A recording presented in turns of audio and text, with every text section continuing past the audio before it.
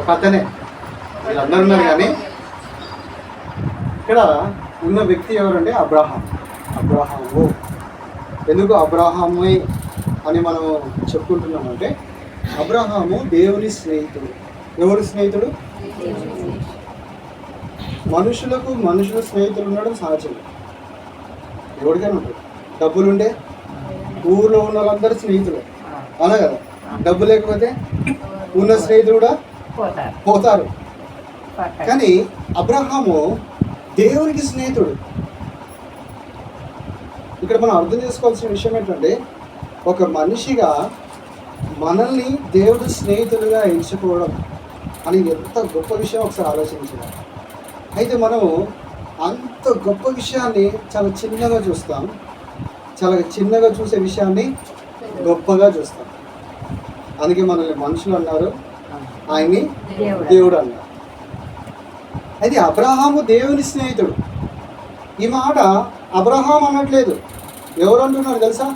దేవుడే అంటున్నాడు.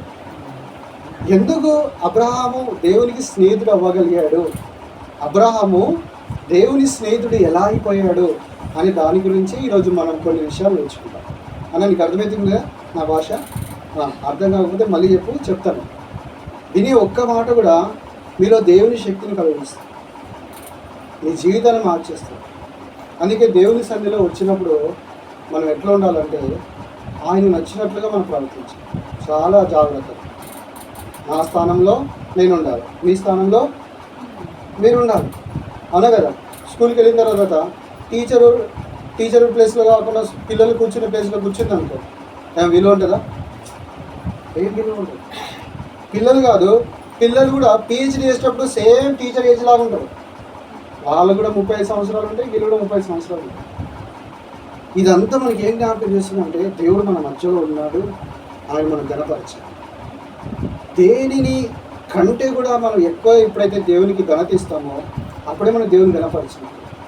నువ్వు ఇక్కడ కూర్చొని ఆడేమైపోయిందో, ఎట్లా అయిపోయిందో, ఇదేమైపోయిందో ఇవన్నీ ఆలోచన చేసావు అనుకో, నువ్వు దేవుని కనపరచట్లేదు. కూర్చున్నావు కానీ నీ మైండ్ ఎక్కడుంది? ఆడుంది ఆ బంకు దగ్గర, ఆ పొలం దగ్గర ఉంది. ఇది దేవుని కనపరచడం కాదు. ఇద్దరు భార్య భర్తలు ఉన్నారు, భర్త అన్నీ తీసుకొచ్చి పెట్టాడు కానీ ఆమెతో మాట్లాడట్లేదు. కాపురం చేసింటానా?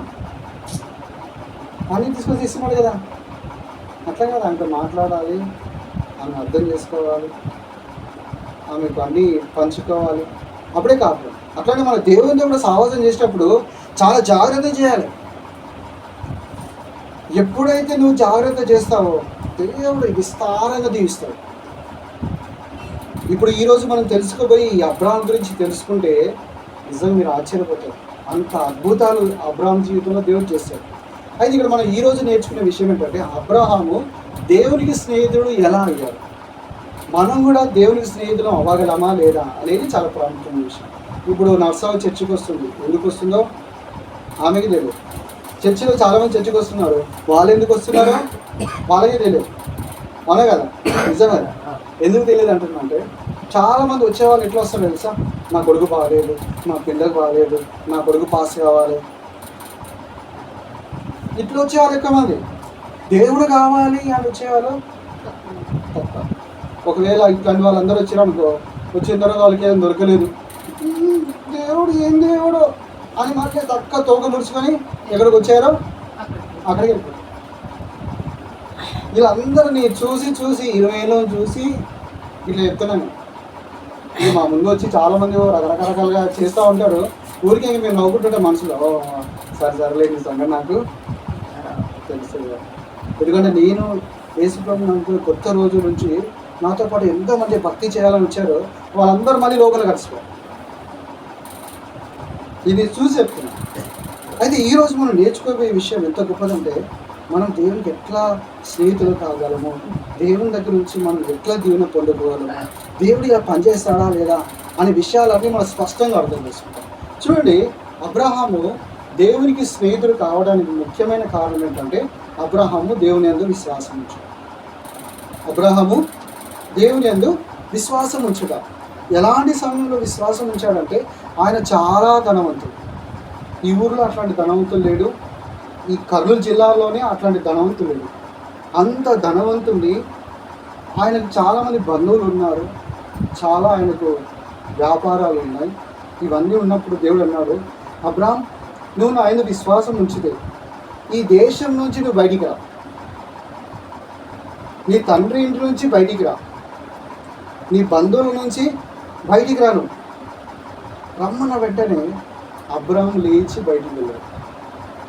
చూడండి అన్నారు. అందుకే అబ్రాహాం దేవుని స్నేహితుడు సమాచారం. ఆదికాండం 12వ అధ్యాయం మొదటి వచనాన్ని అందరం కలిసి వెళ్తున్నాం. ఆదికాండం 12వ అధ్యాయం పేజ్ నెంబర్ 8.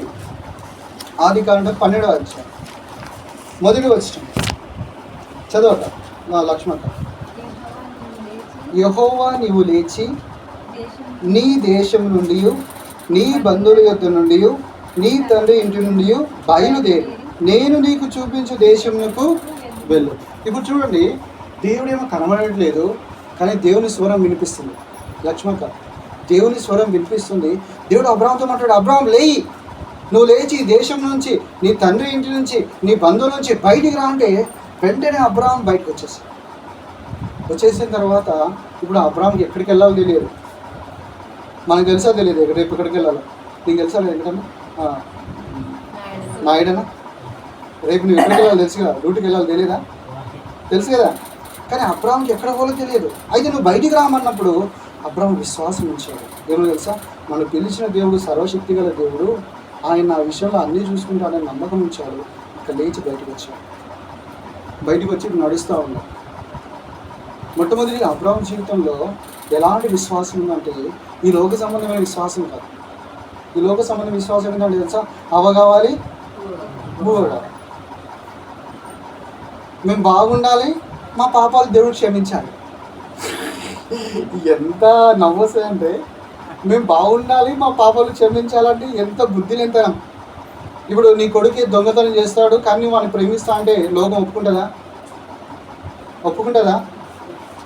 పండు తలమటి. నేను బాగుండాలి, లోకమంతా నేను బాగుండాలి, నా పాపాలు క్షమించాలంటే కుదరదు. పాపాలు క్షమించబడిన తర్వాతనే బాగుండాలి.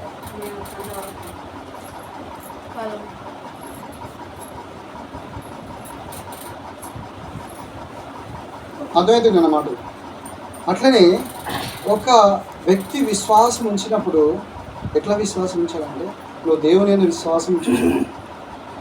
ఈ దేవుని యందు విశ్వాసం ఉంచినప్పుడు నీకు చాలా ఆటంకాలు వస్తాయి.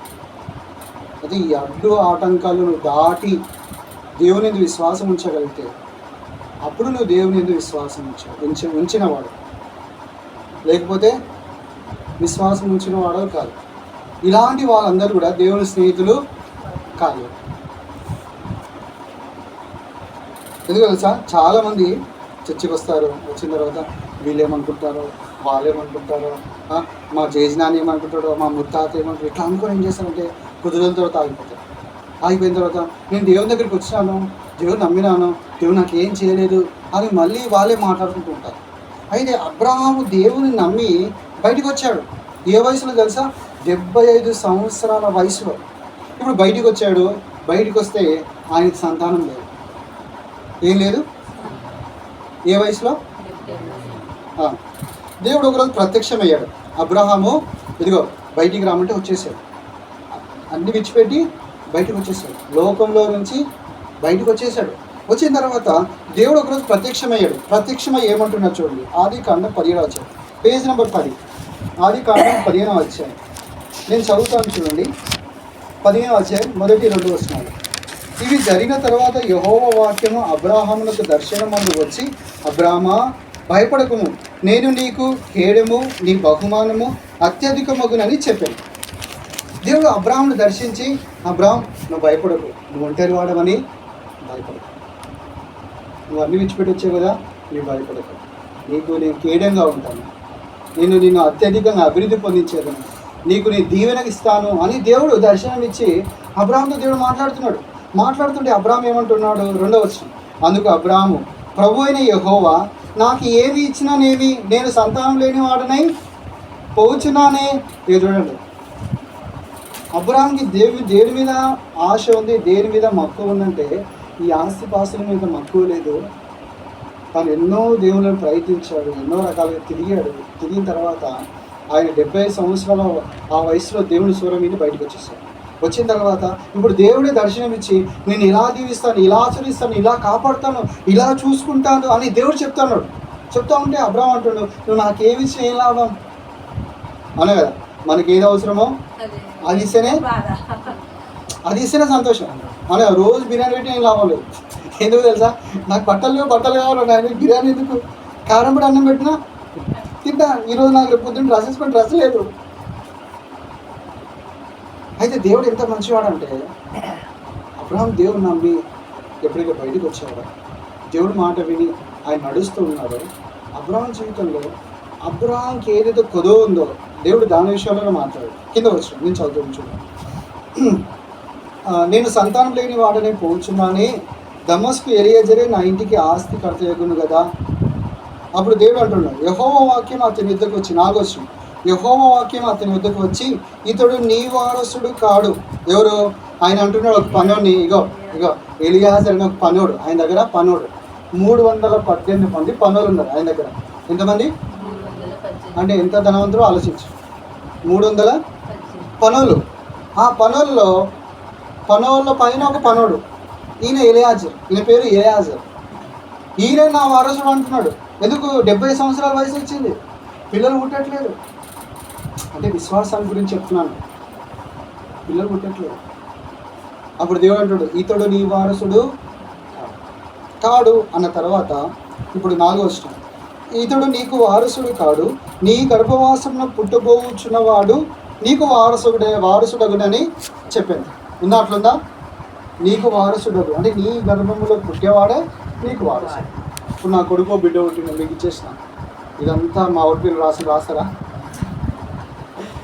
అమ్మ నాన్నలకు పెంచుకుంటారు కానీ రాయలేరు. ఎందుకు తెలుసా? మీ గర్భంలో పుట్టలేదు. దేవుడు అదే అంటున్నాడు, వీడు నీ వారసుడు కాదు, నేను నీకు కొడుకునిస్తాను, వాడు నీకు వారసుడు.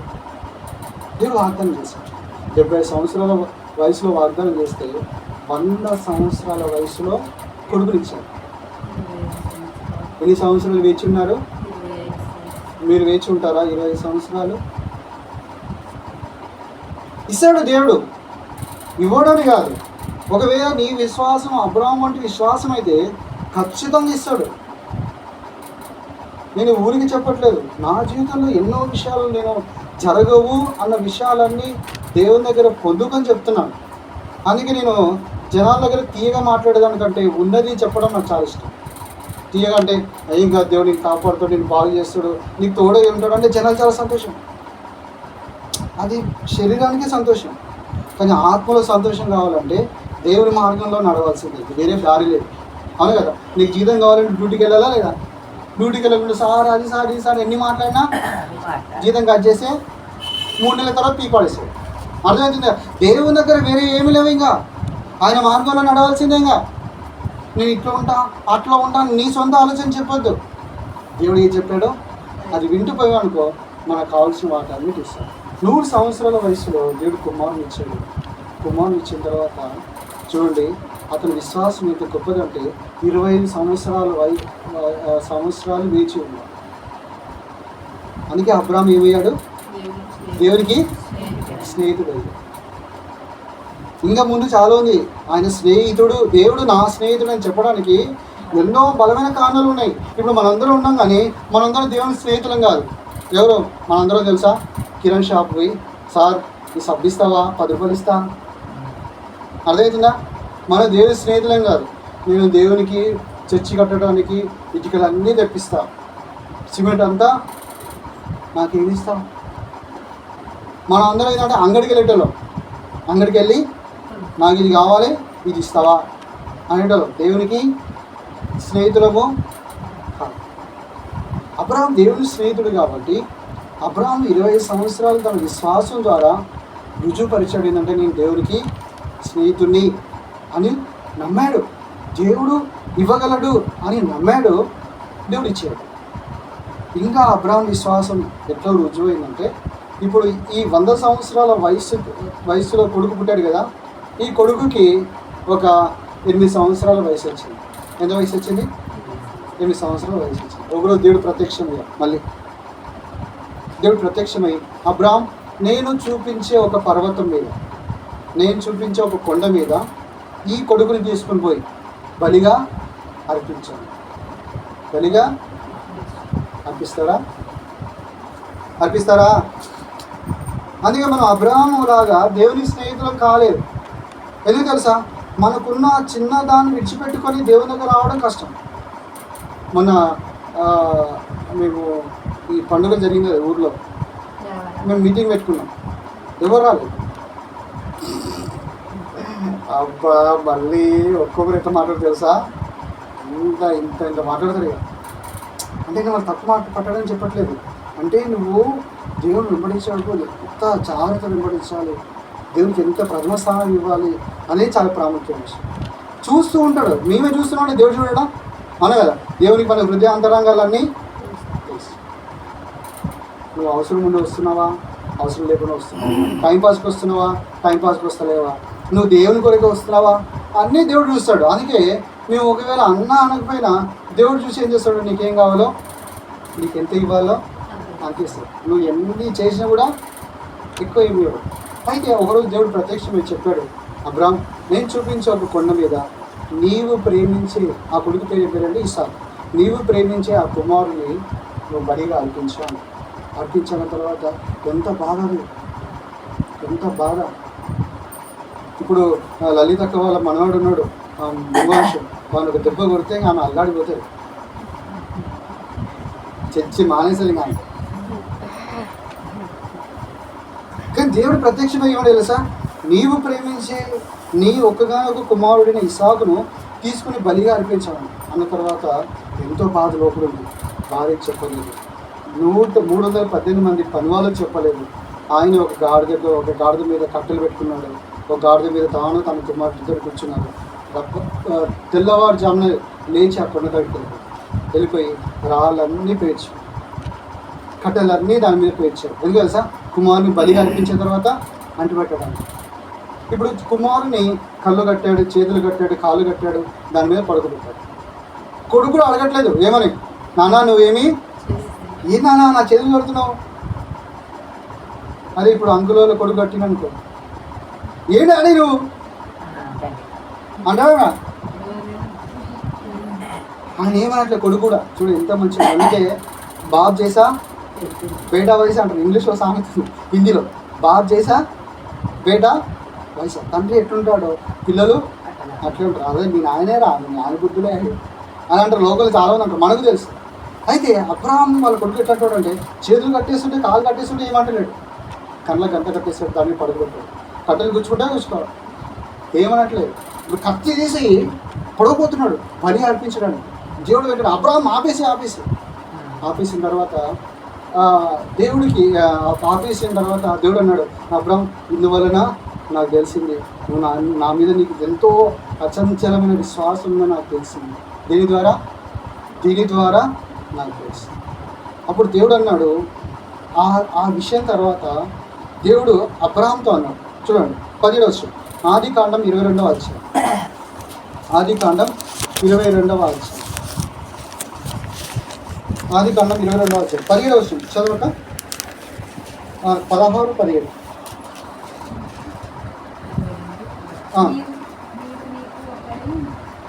నీవు నీకు ఒక్కడు అయి ఉన్న నీ కుమారుని వెనుక తీయక ఈ కార్యము చేసినందున నేను నిన్ను ఆశీర్వదించి ఆకాశ నక్షత్రముల వలె నువ్వు సముద్ర తీరమందరి ఇసుక వలెను నీ సంతానము నిశ్చయంగా విస్తరింపజేసేదనని నీ సంతతి వారును తమ శత్రువుల గవిని స్వాధీనము పరుచుకొందురు. చూడండి, దేవుడు అబ్రాహాంకి ఎట్లాంటి వాగ్దానం ఇచ్చాడంటే, నీ సంతానము ఆకాశ నక్షత్రాలంత సంతానం అవుతుంది. ఏ వయసులో? అప్పటికి 100 సంవత్సరాలు అయ్యి 108 సంవత్సరాలు అవుతుంది. అయితే మనమేమనుకుంటున్నాం సార్, దేవుడు అనుకుంటాం కదా, పోనా అట్లా ఉంటారు, ఇది లోకం. అదే విశ్వాసం. లోకంతో అట్లా ఉంటుంది, నువ్వు అట్లుండద్దు. నువ్వు అట్లున్నావు అనుకో, నీకు విశ్వాసం లేదు. అబ్రాహాం విశ్వాసం ఉంది, ఆ విశ్వాసము తనను దేవునికి స్నేహితుడు అయ్యేటట్లుగా చేశాడు. అయితే అబ్రాహాము ఈ 2 విషయాలు చేయడానికి ఒక బలమైన కారణం ఏంటి తెలుసా? అబ్రహాంకి దేవుడు చేసిన వాగ్దానాలు ఉన్నాయి, దేవుడు చేసిన ప్రమాణాలు, వాగ్దానాలు ఉన్నాయి. అందుకే మేము ఏం చేస్తామంటే 31st night, December 31st night అందరికీ వాగ్దానం ఇస్తాం. ఈ వాగ్దానాలు ఖచ్చితంగా నెరవేరుతాయి. అలా కాక నీకు నెరవేరింది కదా, అక్కడ కూడా నెరవేరింది, మాకు కూడా నెరవేరింది, ఖచ్చితంగా నెరవేరినాయి. అయితే అది ఎప్పుడు నెరవేరుతుంది అనేది మా చేతులు లేదు. 1 సంవత్సరం కావచ్చు, ఒకే రోజు కావచ్చు, 1 నెల కావచ్చు, 6 నెలలు కావచ్చు, 6 సంవత్సరాలు కూడా. కానీ దేవుడు చెప్పిన ఏ మాట కూడా తప్పుకోదు. అందుకే దేవుడు అబ్రాహాంతో చెప్పినప్పుడు అబ్రాహాం 25 సంవత్సరాలు ఎందుకు వేచున్నాడు అనే దాని గురించి మనం చూద్దాం. చూడండి, రోమీలకు రాసిన పత్రిక, రోమా 4వ అధ్యాయం,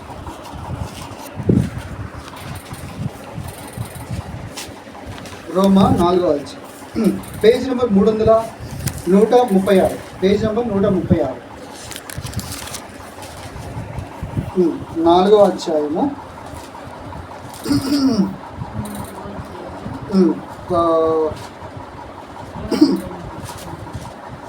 18 నుంచి మార్చి 18వ వచనం నుంచి 4వ అధ్యాయము 18వ వచనం నుంచి మార్చి 1 నుంచి చదువుతాను, 19 మీరు చదవండి, 20 నుంచి చదువుతాను, 21 మీరు చదవండి. నీ సంతానం ఇలా ఉండునని చెప్పిన దానిని బట్టి తాను అనేక జనములకు తండ్రి అగునట్లు నిరీక్షణకు ఆధారము లేనప్పుడు అతడు నిరీక్షణ కలిగి నమ్మాడు. చదవండి. మరియు అతడు విశ్వాసమందు బలహీనుడు కాక రమారమి 100 ఏళ్ల వయసు గలవాడై ఉండి అప్పటికి తన శరీరం మృతతుల్యమైనట్లు, శారా గర్భం మృతతుల్యమైనట్లు ఆలోచించాడు. కానీ 20 అవిశ్వాసం వలన దేవుని వాగ్దానం గురించి సందేహింపక దేవుని మహిమపరిచి ఆయన వాగ్దానం చేసిన దాన్ని నెరవేర్చుటకు సమర్థుడని రుయిగా విశ్వసించి విశ్వాసం వలన బలం నొందేను. చూడండి, అబ్రాహాం తెలుసు, ఏం తెలుసా, నేను పిల్లల్ని కనలేదు, నా చేత కాదు, 100 సంవత్సరాలు. భార్య కూడా కనే శక్తి లేదు, ఇప్పుడు కనలేదు. కానీ దేవుడు వాగ్దానం చేస్తాడు, ఏమో తెలుసా, నీ సంతానాన్ని ఆకాశ నక్షత్ర వాళ్ళే విస్తరింపజేస్తాను అని వాగ్దానం చేశాడు. ఆ వాగ్దానాన్ని నమ్మి 70 సంవత్సరాల నుంచి 100 సంవత్సరాల వరకు నిరీక్షించాడు. నిరీక్షించిన తర్వాత దేవుడు తనకు కుమారుని ఇచ్చాడు. ఇదే అబ్రహాము దేవునికి స్నేహితుడు అయి ఉన్నాడని చెప్పడానికి బలమైన రుజువు. అబ్రహాము తన కుమారుని బలిగా అర్పించాడు కదా, దాని కూడా దేవుని వాగ్దానమే.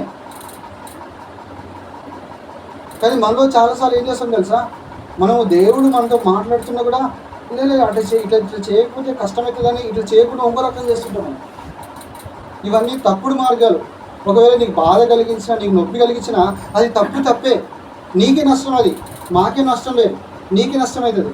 అబ్రాహాము దేవుని వాగ్దానం నమ్మాడు కాబట్టి అంత ధైర్యం తీసుకెళ్ళి సొంత కుమారుని చంపే విషయంలో దేవునికి మనసు తెలుసా తెలియదా?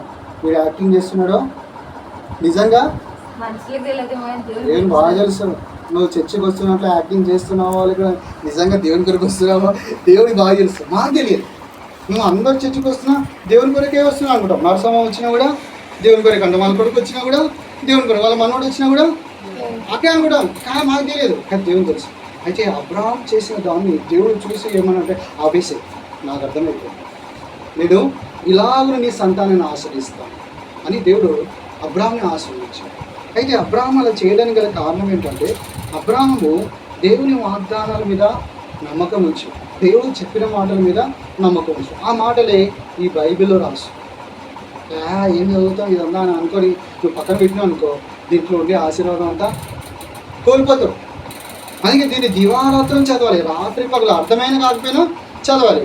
నువ్వు చదివిన తర్వాత దేవుడు ఏం చేస్తాడంటే, మాలాంటి సేవకులు ఉన్నారు కదా, వీళ్ళ ద్వారా నీకు ఏం చేస్తాడు, మళ్ళీ ఆ విషయాన్ని నీకు అర్థం చేస్తాడు, ఒకటొకటి అర్థం చేస్తాడు. అయితే ఇక్కడ మనం చదువుకున్న దీంట్లో అబ్రహాం అలా చేయడానికి గల కారణం ఏంటి అంటే చూడండి, హెబ్రీయులకు రాసిన పత్రిక 11వ అధ్యాయం, హెబ్రీయులకు రాసిన పత్రిక 11వ అధ్యాయం 17 నుంచి 19, పేజ్ నెంబర్ 207, పేజ్ నెంబర్ 207, హెబ్రీయులకు రాసిన పత్రిక 11వ అధ్యాయం 207, పేజ్ నెంబర్ 207, 11వ అధ్యాయము 17-19 వచనాలు కలిసి ఉన్నాయి. అందరూ కలిసి చదువుతాం. 17-19. అబ్రహాము శోధింపబడి విశ్వాసను బట్టి ఇస్సాకును బలిగా అర్పించెను. ఎవడు ఆ వాగ్దానము సంతోషముతో అంగీకరించెనో ఇస్సాకు వలనైనది నీ సంతానమనబడును అని ఎవరితో చెప్పబడెనో ఆ అబ్రహాము మృతులను సహితము లేపుటకు దేవుడు శక్తిమంతుడని ఎంచిన వాడై తన యొక్క కుమారుని అర్పించి ఉపమాన రూపంగా అతని మృతులలో నుండి మరలా పొందాడు. ఉపమాన రూపంగా మృతులలో నుండి మరలా పొందాడు. అంటే అబ్రహాము అంత ధైర్యంగా తన కొడుకుని అర్పించడానికి గల కారణం ఏంటంటే, దేవుడు నన్ను పిలిచిన దేవుడు ఎలాంటి దేవుడు అంటే మృతులను సైతము లేపుడు. ఈ వాగ్దానము అబ్రహాం మనసులో ఉన్నాయి. ఆ వాగ్దానాలని మీకు నెక్స్ట్ వస్తాయి, మనసులో ఉన్నాయి. అందుకే దేవుడు చెప్పిన వెంటనే వెనుక చేయలేదు. అందుకే దేవుడు మీతో కూడా మాట్లాడుతుంటాడు, నువ్వు పూర్తిగా నా యందు విశ్వాసం ఉంచు, నన్ను అంగీకరించు, నేను ఈ పాపాల కొరకు రక్తం కాచి చనిపోయి తిరిగి లేచాను, మొట్టమొదటిగా నన్ను నీ హృదయంలో చేర్చుకో, ఆ తర్వాత నిన్ను అంతగా ఆశీర్వదిస్తానని దేవుడు చెప్తా ఉంటాడు. కానీ మనం చాలాసార్లు ఏం చేస్తాం కదా, ఆ గోరుని పట్టుకుని వేలాడుతుంటాం. ఈ గోరు కావాలి, నాకు ఇస్తావా లేదా? దేవుడు కొండంతా. అయితే మనం మనవారం కావాలి, ఆయన మనవాడు. ఎప్పుడైతే అవుతామో అప్పుడు అన్నీ ఇస్తారు. ఈ 2 పనులు చేయడానికి గల కారణం ఏంటంటే దేవుడు అబ్రాహాముతో చేసిన వాగ్దానం. అందుకే అంటున్నాడు దేవుడు, అబ్రాహాము నా స్నేహితుడు. మనం కూడా దేవునికి స్నేహితం కావాలని ఈ లోకానికి యేసు ప్రభువు దిగొచ్చాడు. ఆయన మనుషులందరి కొరకు రక్తం కార్చి చనిపోయాడు, సమాధి చేపడ్డాడు, తిరిగి లేచి ఇప్పుడు ఆయన పిలుస్తున్నాడు మనుషులందరినీ. ఏమని పిలుస్తున్నాడు, ఎవరిని పిలుస్తున్నాడు అంటే, ఎవరైతే ఆయన నా పాపముల కొరకు కూడా యేసు ప్రభువు వారు 2 చేతుల మేకులు, కాళ్ళల మేకులు, తలలో ముళ్ళ కిరీటం, రక్తమంతా కాచి చనిపోయి తిరిగి లేచాడు, అది నా కోసము అని నమ్మి తనను హృదయంలో ఎవరైతే చేర్చుకున్నారో అలాంటి వారిని అందరినీ యేసు ప్రభువు వారు పిలుస్తున్నాడు. ఏమని చూడండి, యోహాను సువార్త 15వ అధ్యాయం. యోహాను సువార్త 15వ అధ్యాయం 19వ వచనం, page number 96. Page number 96, page number 96, 15వ అధ్యాయము 19వ వచనం కింద రాసుడు. 19వ వచనం, 19 అందరం కలిసి చదువుకుంటాం. 19, మీరు లోక సంబంధులైన ఎడల లోకం తన వారిని స్నేహించును, అయితే మీరు లోక సంబంధులు కారు, నేను మేము లోకంలో నుండి ఏర్పరచుకుంటుని, అందుచేత లోకం మిమ్మను ద్వేషించును అన్న తర్వాత ఇంకేమంటాడంటే 15వ వచనం మీద 15 రాసుకుని చూడండి. దాసుడు తన యజమానులు చేయి దానిని ఎరుగడు కనుక ఇక మేము దాసులని పిలవక స్నేహితులని పిలుచుచున్నాను. ఎందుకనగా నేను నా తండ్రి వలన వినిన సంగతులన్నిటిని మీకు తెలియజేసి. అంటే ఒక యజమానుని దగ్గర ఒక పనివాడు ఉంటే ఆ యజమానుడి ఆయన విషయాలన్నీ చెప్తాడా? చెప్పడు. ఎవరు చెప్తాడు? స్నేహితుడికి చెప్తాడు. కుమారుని చెప్పినా చెప్పకపోయినా స్నేహితులకైతే. అయితే యేసు ప్రభువు అంటున్నాడు, ఆయన విశ్వాసం నుంచి, ఆయన నా పాపం కూడా రక్తం కాచి చనిపోయి తిరిగి లేచినాడని ఎవరైతే విశ్వసిస్తారో అలాంటి వారిని అందరూ ఏమంటున్నారంటే, మీరు నాకు స్నేహితులు, మీరు నాకు స్నేహితులు. ఎందుకు స్నేహితులు తెలుసా? మీరు నా యందు విశ్వాసం ఉంచారు. ఇప్పుడు నా సంగతులన్నీ మీకు తెలియజేస్తున్నాను నేను. అంటే నేను సృష్టిని ఎట్లా చేశానో, సృష్టిలో మనిషిని ఎట్లా చేశానో, ఈ మనిషి ఎందుకొరకు చనిపోతున్నాడో, చనిపోయిన తర్వాత ఆ మనిషి ఆ నరకానికి వెళ్తాడా, స్వర్గానికి వెళ్తాడా, ఈ విషయాలన్నీ నేను మీకు చెప్తాను. అందుకు మీరు నా స్నేహితులని యేసు ప్రభువు వారే స్వయం చెప్తున్నారు. అయితే దీని కొరకు మనం చేయాల్సిన విషయం ఏంటంటే, యేసు ప్రభువు గారి పాపాలు, ప్రభువా నీవే నిజమైన దేవుడు నమ్మొచ్చు, లోకముందు ఏ దేవుడు లేడు, నీవే నిజమైన దేవుడు నమ్ముతున్నాను, మనుషులందరి పాపం కూడా రక్తం కాచి చనిపోయి తిరిగి లేచామని విశ్వసిస్తున్నాను, నా హృదయంలోకి రా యేసు ప్రభువు అని ఎవరైతే పిలుస్తారో అప్పుడు దేవుని విషయాలు అన్నీ దేవుడు తెలియజేస్తాడు. అందుకే అబ్రాహాంకి దేవుడు ఆయన విషయాలన్నీ తెలియజేశాడు. అందుకే ఏం చేశాడు, 25 సంవత్సరాల వయసు వరకు వేచున్నాడు. ఇప్పుడు పెళ్ళి ఒక 23 ఏళ్ళ వరకు పెళ్ళి కాలేదనుకో, నా పెళ్ళి కాలేదు ఆలోచన చేసేవాళ్ళు చాలామంది ఉన్నారు. కానీ అబ్రాహాంకి 20 సంవత్సరాల వయసు వచ్చినా కూడా, 20 సంవత్సరాలు వేచి ఉండాల్సి వచ్చినా కూడా ఎందుకు వేచున్నాడంటే, దేవుడు ఏదైతే తన విషయాన్ని తెలియజేశాడో నమ్మాడు. ఎందుకు తెలుసా? తానైతే కనలేడు, తన భార్య అయితే కనలేదు, తెలిసిపోయింది. ఆయనకి వయసు అయిపోయింది, వయసు అయిపోయింది, శక్తి లేదు, కనలేదు అని తెలిసిపోయింది. అప్పుడు దేవుడు చెప్పిన మాటలు నమ్మాడు. 20 సంవత్సరాలు వేచున్నాడు. కుమారుడు దేవుడు చెప్పిన మాటలు నమ్మాడు. తనకంటే అంటే దేవుని కంటే తాను తన పిల్లల్ని కానీ ఇంకెవరిని ప్రేమించాడు. మనం ఏం చేస్తాం తెలుసా? దేవుని కంటే ఎక్కువగా పిల్లల్ని ప్రేమిస్తాం. ఇప్పుడు చాలామంది అంటారు అంతా మనం దేవుని ఫస్ట్ ప్రేమించాలంటారు కానీ దేవుని ప్రేమించారు. ఎవరు ప్రేమిస్తారు? భార్యనో, పిల్లలనో, ఆస్తినో, ఉద్యోగాన్నో, కోరికలను. ఒకసారి ఇంటికి వెళ్ళి మోకరించి పరీక్షించుకుంటే నువ్వు ఎవరిని ప్రేమిస్తున్నావో నీకు అర్థమవుతుంది. నువ్వు దేవుని దగ్గర ఏం చెప్పగలవు? నువ్వు దేవుని ప్రేమిస్తున్నావా? చర్చిలో మీటింగ్స్ ఉన్నాయంటే నేను చెప్తున్నాను, ఒకటి ఏర్పట్లే టైం కోసం 18 సంవత్సరాలు ఏ రోజు మీటింగ్ మానకుండా చర్చిలో. మీ చర్చిలో అయితే 2-3 మీటింగ్సే. మా చర్చిలో వారానికి 8 మీటింగ్లు. వారానికి రోజులు ఎన్ని? 7. మాకు ఒక మీటింగ్ ఎక్కువైందా? ప్లస్ డ్యూటీకి వెళ్ళాలి, ఖచ్చితంగా వెళ్ళాలి. అంతేగా దేవుని నేర్చుకోవాలి, దేవుని అర్థం చేసుకోవాలి. అర్థం చేసుకున్న తర్వాత దేవుని దగ్గర నుంచి ఎట్లా అడిగితే దేవుడు ఇస్తాడో, దేవుడు ఎట్లా పనిచేస్తాడో, దేవుడు ఎట్లా వింటాడో, దేవుడు ఎట్లా మాట్లాడుతో తెలిసిన తర్వాత నేను ధైర్యంగా వెళ్ళి దేవుడితో మాట్లాడుతు. దేవా నాకు ఇది కావాలి. మా చెల్లె పెళ్లి టైంలో మా చర్చ్ వాళ్ళు అన్నారు, అందరూ అన్నారు, బజ్జీల బండి అని ఉన్నాడు, పెళ్ళికి ఇస్తావా మీ చెల్లెని అని. ఎట్లుంటే బజ్జీల బండి అని కంటే ఇస్తావా? మా చెల్లెనేమో తెల్లగా మల్లెపూలు ఉంటుంది. ఎట్లా అనిపిస్తుంది? ఇంకొక ఆయన వచ్చి అంటాడు, హోటల్లో ఒక ఆయన కప్పులో పెడతాడు, మీకు చెల్లెని ఇస్తావా అని అడిగింది. ఏమంటాం? సరే మన స్థాయి అట్లుంది. అప్పుడు నిజమే వాళ్ళు అన్నది తప్పేం లేదు, మన స్థాయి అట్లుంది. నేనేం ఫీల్ కాలేదు. దేవుని దగ్గరికి, దేవా నాకైతే అమ్మానాలు లేరు, మరి నాకైతే డబ్బులు లేవు, ఇవే విషయాలు లేవు, నాకు ఎవరు చూసేవాళ్ళు లేరు, నేను ఎవరిని అడగడానికి నాకు డబ్బులు లేవు, ఇంత కట్నం ఇస్తానని చెప్పడానికి డబ్బులు లేవు, నువ్వు చూడగలవు, నువ్వు చేయగలవు ప్రభు అని ప్రార్థన చేశాను. 5 సంవత్సరాలు ప్రార్థన చేశాను. ప్రార్థన చేసిన తర్వాత దేవుడికి సంబంధం తీసుకొచ్చాను. సంబంధం తీసుకొచ్చిన తర్వాత పెళ్లి చేశాను. రెడ్డిల పెళ్లి కంటే ఘనంగా చేశాను నేను ఒక్కనే. తర్వాత మా బావకి ఇప్పుడు ఒక ఇల్లు కట్టిండు. ఆ ఇల్లు ₹1,00,00,000. అంటే నేను ఏం చెప్పలేము తెలుసా? దేవుని దగ్గర ఎట్లా వెళ్తే దేవుడు ఎట్లా మాట్లాడుతాడో, ఎట్లా వింటాడో, ఎట్లా నేర్చుకోవడానికి వరకు మన దేవుని వాక్యం అన్నీ నేర్చుకోవాలి. బాగా నేర్చుకున్న తర్వాత ఇప్పుడు వెళ్ళాడుగా నాకు ఇది కావాలి, అప్పుడు దేవుడు ఇస్తాడు. ఊరికి అతను వచ్చి ఆడున్న ఒక మెతుకు తినేసి అబ్బా దేవుడు ఎంత ప్రేమగా వాడు అన్నావు అనుకో, అదవుతుందా? లేదు, దేవుడు నేర్చుకోవాలి. ఫస్ట్ నేర్చుకున్న తర్వాత నువ్వు డైరెక్ట్ అడుగుతావు, ఏమని తెలుసా, నాకు ఇట్లా అయింది, ఇది బాగా అవుతుందా కాదా అని అడుగుతావు. చెప్తాడు దేవుడు బాగా అవుతుంది, బాగా కాకపోతే బాగా కాదని చెప్తాడు. ఎందుకు బాగా కాదో కూడా చెప్తాడు. మనం ఏం తెలుసా, బాగా కాకపోతే ఏం దేవుడు పాడుగాను, దేవుడు పొందబెట్టా, ఎందుకు భయంకరంగా మాట్లాడుతూ ఉంటే దేవుడు ఎందుకు బాగా చేయడో దానికి కారణం ఉండేది. అవన్నీ ఇక్కడ రాస్తాను. ఎందుకు ఇవన్నీ నేర్చుకోవడానికి ఏం చేయాలి తెలుసా? డ్యూటీకి వెళ్ళిన వెంటనే నేను డ్యూటీకి ఇట్లా వచ్చి బాక్స్ అక్కడ పెట్టేసి ముఖం గడుపుతున్నాను.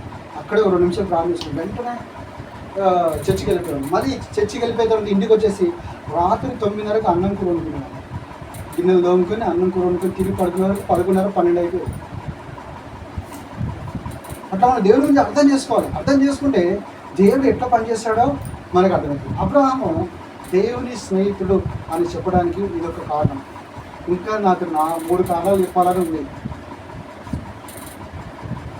అక్క బాబు ఇప్పుడే సరే సరే మనం ఈరోజు ఒక్క కారణం చూస్తాము. మళ్ళీ మీరు శుక్రవారం వస్తే మిగిలిన 3 కారణాలు కూడా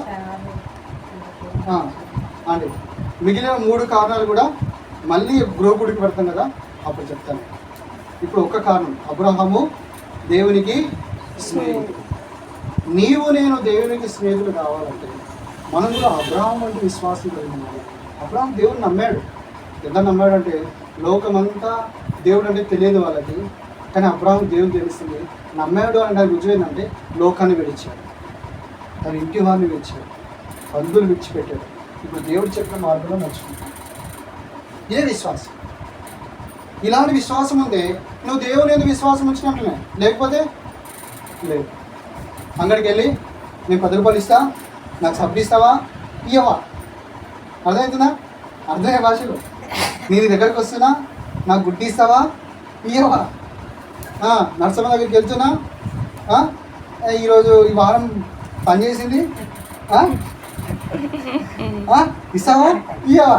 ఇట్లాంటి ఆలోచనతో మనం వెళ్ళొద్దు. అయితే అబ్రాహం లాగా మనం కూడా దేవుని విశ్వాసం. అబ్రాహాముకి దేవుని నర్సవా అబ్రాహాము దేవుని మాటల మీద నమ్మకం ఉంచాడు. దేవుని వాగ్దానం తన దగ్గర ఉన్నాయి. ఇంకా 20 సంవత్సరాలు వచ్చాయి. మనం కూడా మొట్టమొదటిగా దేవుని మీద నమ్మకం ఉంచి దేవుని వాగ్దానం కూడా ప్రార్థన చేయాలి. ప్రభు మాతో మాట్లాడు, నువ్వు వాగ్దానం చేస్తావు కదా, ఆ మాట మాతో మాట్లాడు ప్రభు అంటే కూడా మాట్లాడు.